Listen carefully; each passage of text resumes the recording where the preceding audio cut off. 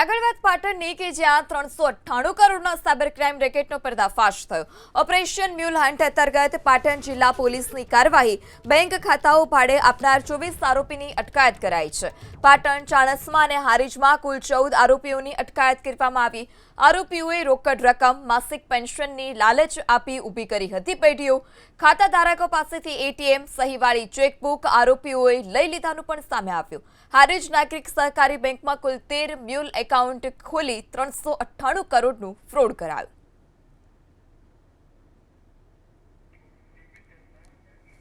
Operation mule hunt અંતર્ગત પાટણ જિલ્લા પોલીસની કાર્યવાહી બેંક ખાતાઓ ભાડે આપનાર 24 આરોપીની અટકાયત કરાઈ છે।